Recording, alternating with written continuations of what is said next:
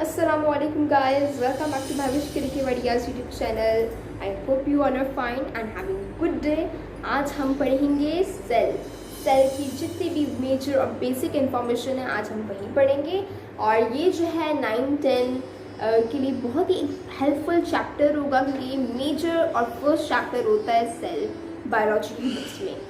तो हम पढ़ेंगे कि सेल होता क्या है, उसकी क्या टाइप्स होती हैं, सेल से मिलके क्या बनता है और सेल की स्पेशलाइजेशन पढ़ेंगे। तो अगर आप लोगों को ये वीडियो अच्छी लगे so make sure to like share subscribe my wish kid videos and let's get started. तो सबसे पहले तो हम सेल की प्रॉपर डेफिनेशन देख लेते हैं। सेल जो है, cell is the smallest unit of life that can live on its own and makes up tissues and organs of the body. ये डेफिनेशन विकीपीडिया की है और आप कहीं भी सेल की डेफिनेशन सर्च करेंगे व्हाट इज सेल तो आपके पास यही डेफिनेशन आएगी। अब इसको अगर हम डीप में थोड़ा सा पढ़ें तो सेल जो है major vital basic important unit होता है हमारी बॉडी का और सबसे स्मॉलेस्ट यूनिट भी होता है हमारी बॉडी का। मतलब कि हमारे जो बॉडी के टिश्यूज और ऑर्गन्स होते हैं वो सेल से मिलके ही बनते हैं and you know every living thing is made up of cell. तो मतलब बहुत ही बेसिक बात है ना ये तो कि every living thing is made up of cell. ठीक है, तो अब हम पढ़ते हैं कि सेल की कितनी टाइप्स होती हैं। ठीक है, तो सेल की बेसिकली मेजर तीन टाइप्स होती हैं, bacterial cell, animal cell and plant cell. अच्छा, प्लांट सेल और एनिमल सेल के बहुत ही कॉमन सा डिफरेंस हम पढ़ते हैं। देखिए, प्लांट सेल के थोड़ी एक्स्ट्रा स्ट्रक्चर्स होते हैं जो कि एनिमल सेल में नहीं होते हैं। और वो कौन से होते हैं कि सेल वॉल, मतलब सेल वॉल होती है प्लांट सेल में जो कि नहीं होती एनिमल सेल में। क्लोरोप्लास्ट और सेप्टिक्यूल्स होते हैं प्लांट सेल में जो कि एनिमल सेल में नहीं होते। ठीक है, तो ये तो एक मेजर कॉमन से डिफरेंस हमने पढ़ लिया कि क्या क्या एक्स्ट्रा स्ट्रक्चर्स होते हैं प्लांट सेल में। अच्छा, अब हम ज़रा इन सेल की हम उसको कॉम्पोजिशन पढ़ते हैं कि सेल के अंदर होता क्या क्या है, कितने मेजर सेल के अंदर कंपोनेंट्स होते हैं। ठीक है, तो सबसे पहला आता है न्यूक्लियस। न्यूक्लियस क्या होता है? न्यूक्लियस जो होता है स्मॉल स्फेरिकल जिसका आप कहते हैं स्ट्रक्चर होता है, साइटोप्लाज्म के अंदर पाया जाता है। साइटोप्लाज्म क्या होता है? एक फ्लूइड होता है। ठीक है, सेल के अंदर एक फ्लूइड होता है जो कि थोड़े से पिगमेंट्स, मिनरल सॉल्ट्स और वाटर कैरी करता है सेल में। ठीक है, और एनर्जी के लिए भी यूज़ होता है। ठीक है, वो साइटोप्लाज्म। अच्छा, अभी हम न्यूक्लियस को डिस्कस करते हैं। तो न्यूक्लियस क्या होता है? स्मॉल स्ट्रक्चर होता है, ठीक है, हमारी बॉडी में। और ये जो है डीएनए इन्फॉर्मेशन कैरी करता है हमारे सेल के अंदर, क्योंकि जितनी भी हेरिडिटी की इन्फॉर्मेशन होती है वो न्यूक्लियस कैरी करता है। ठीक है, इसके बाद अगर हम देखें तो साइटोप्लाज्म जो होता है ना फ्लूइड होता है सेल का। ठीक है, जिसमें मिनरल सॉल्ट्स, डिसॉल्व सब्सटेंसेस, ठीक है, ये सब होते हैं और ये एनर्जी के लिए भी बहुत हेल्पफुल होते हैं। अच्छा, फिर हम पढ़ते हैं राइबोसोम्स। तो राइबोसोम्स जो होते हैं वो हमारी बॉडी में प्रोटीन सिंथेसिस का काम करते हैं। ठीक है, ये भी स्मॉल स्फेरिकल स्ट्रक्चर्स होते हैं राइबोसोम्स। आप कभी देखिएगा एक सेल को मैग्नीफाई करके उसे एग्जामिनाइन करिएगा तो आप देखेंगे कि जो सेल के वो सेल मेम्ब्रेन होती है ना, सेल की जो सेल मेम्ब्रेन होती है जो प्रोटेक्ट करती है सब्सटेंसेस को अंदर और बाहर जाने से। तो आप कभी देखिएगा उसे एग्जामाइन करके सेल को कि उसमें जो इसकी जो सेल मेम्ब्रेन होगी उसके साथ राइबोसोम्स अटैच्ड होते हैं ज़्यादातर मोस्टली। ठीक है, तो इसे आप एग्जामाइन करके देख सकते हैं। तो जो राइबोसोम होते हैं वो हमारी बॉडी में प्रोटीन सिंथेसिस का काम करते हैं और स्मॉल स्फेरिकल स्ट्रक्चर्स होते हैं। ठीक है, फिर हम आते हैं मिटोकॉन्ड्रिया पे। मिटोकॉन्ड्रियन भी होता है, मिटोकॉन्ड्रिया भी होती है, ये भी स्मॉल स्फेरिकल और स्ट्रक्चर्स होते हैं। ठीक है, और मिटोकॉन्ड्रिया की आप एक तरह से शेप में आप लोगों को बताते हैं कैसी होती है। वो यूँ होते हैं, ठीक है, और उसके अंदर जो है वो बेसिकली ना रिस्पॉन्सिबल होते हैं सेल के अंदर एरोबिक रेस्पिरेशन के लिए। एरोबिक रेस्पिरेशन के लिए जो है वो मिटोकॉन्ड्रिया जो है वो होते हैं रिस्पॉन्सिबल। ठीक है, तो जी फिर अगर हम सेल मेम्ब्रेन की बात करें तो ये एक पार्शियली परमीएबल लेयर होती है साइटोप्लाज्म के इर्द गिर्द और ये ना कंट्रोल करती है एक तो सब्सटेंसेस को बाहर जाने से, जो इम्पोर्टेंट सब्सटेंसेस होते हैं सेल के लिए उनको बाहर जाने से तो रोकती है, सेल को बर्स्ट करने से रोकती है और एक तरह से निगरानी रखती है जैसे हमारे घर के आगे गार्ड हो।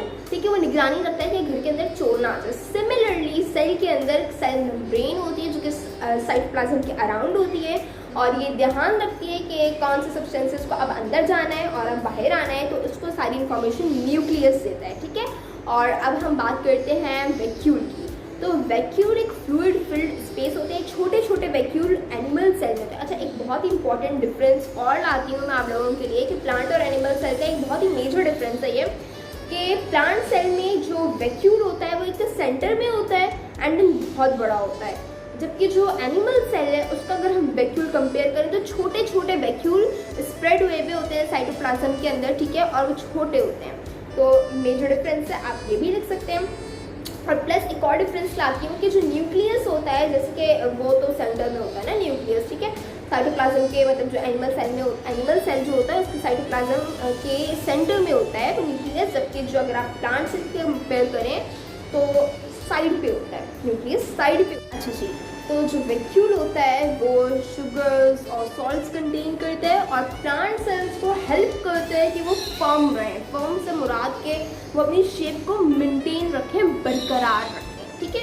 अच्छा, और एक और बहुत ही मेजर सा डिफरेंस मैं आपको बैक्टीरियल सेल और जो है एनिमल सेल के दरमियान का बताती हूँ कि जो राइबोसोम्स होती हैं एनिमल सेल में, जो सेल मेम्ब्रेन होती है उसके साथ अटैच्ड होती हैं, वेयर एज के अगर आप कंपेयर करें बैक्टीरियल सेल को तो जो उसमें राइबोसोम्स होती हैं वो छोटी होती हैं और फ्रीली होती हैं, स्प्रेडेड होती हैं साइटोप्लाज्म में, ठीक है। तो ये बहुत ही मेजर से डिफरेंस है अगर आप लोगों के पास आए कि write 3 differences between plant cell, animal cell and bacterial cell, तो आप इनको कंसिडर कर सकते हैं, ठीक है। अच्छा, फिर हम आते हैं स्पेशलाइजेशन ऑफ सेल।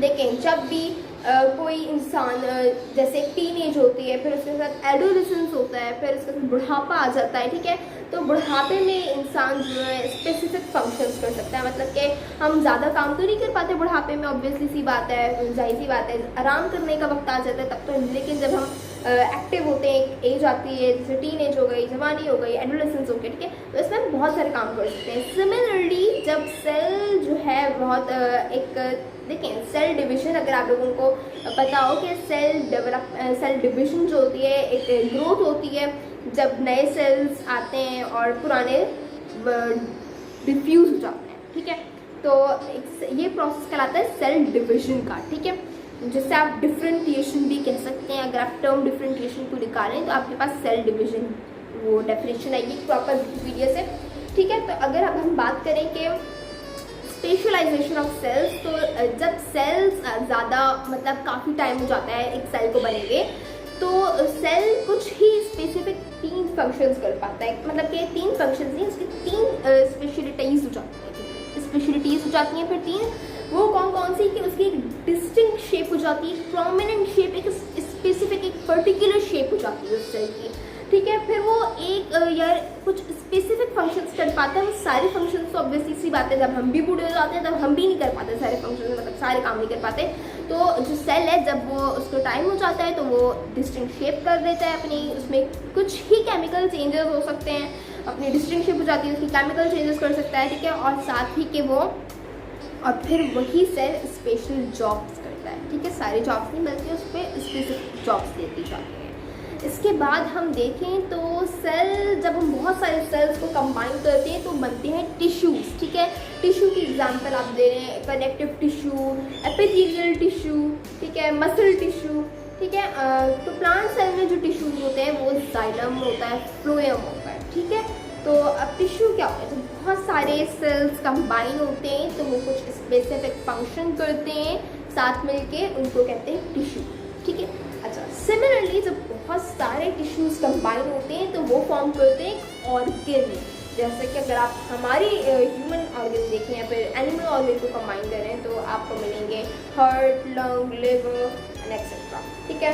जबकि अगर आप ऑर्गन प्लांट्स में देखें तो स्टेम, लीव, ठीक है, ये सारे ऑर्गन प्लांट के, ठीक है। इसके बाद आते हैं ऑर्गन सिस्टम। ऑर्गन सिस्टम क्या होता है, बहुत सारे ऑर्गन होते हैं साथ मिलके एक बॉडी फंक्शन बनाते हैं, तो वो ऑर्गन सिस्टम, यानी एक ऑर्गन से कनेक्ट होता है दूसरा, फिर तीसरा, तो मतलब एक सिस्टम बन जाता है पूरा, तो उसे कहते हैं ऑर्गन सिस्टम, ठीक है, एक प्रॉपर बॉडी फंक्शन करता है। अगर आप वो प्लांट्स में देखें ऑर्गन सिस्टम तो फोटोसिंथेसिस होता है, और अगर आप ह्यूमन और एनिमल्स में देखें तो डाइजेस्टिव सिस्टम, रेस्पिरेटरी सिस्टम, ठीक है, तो ये होते हैं।